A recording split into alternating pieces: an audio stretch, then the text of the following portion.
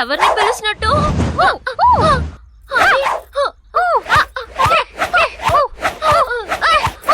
బాప్రే!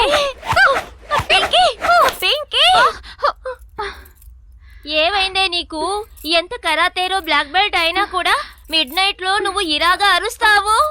Sorry Bobby, next month జరగబోయే karate champion గురించి ఆలోచిస్తే నిద్రపోయానా. అదే కళ్ళలో నాకు తెలియకుండా వాగేశాను అనుకుంటా. You don't worry Bobby, I will take care. అరే, ఇన్ని కప్పులు గెలుచుకున్నావు, నెక్స్ట్ మంత్ నువ్వే గెలుస్తావు. ఇప్పుడు గప్పు చుప్పుని వెళ్ళి పడుకో. Good night. మంచి పిల్ల. సేటుకెళ్ళామా? ఆకలేస్తుంది, భోజనం పెడతావా? ఎవరు? భోజనమా? అర్ధరాత్రి పూట? భోజనం పెట్టు. భోజనం పెట్టు.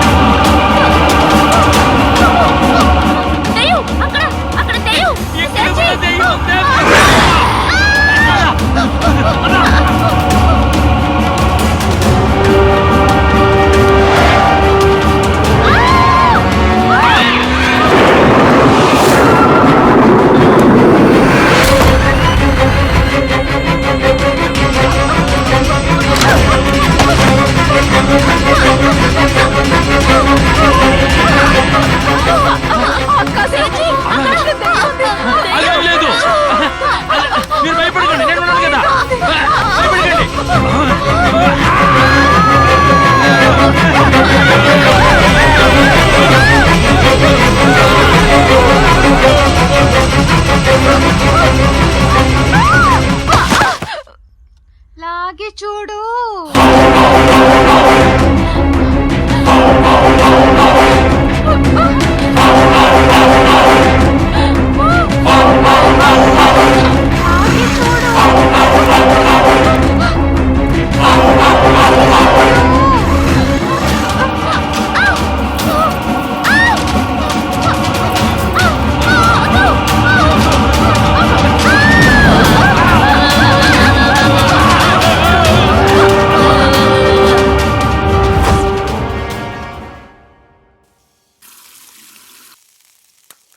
ఏంట్రా నలుగురిలో ఒకటి తక్కువయ్యాడు, సంటుడెక్కడా?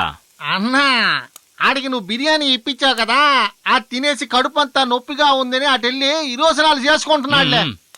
అన్నా, రేపు సేటు డబ్బులు ఇస్తే మాకు కూడా ఏమని ఇస్తావా? ఏయ్, ముందర తినడానికి డబ్బులు ఇవ్వండిరా. రే, డబ్బులు ఇవ్వట్లేదు, బండి తోసుకెళ్తానంటే తోసుకెళ్ళనివ్వట్లేదు, నన్ను వదలండిరా.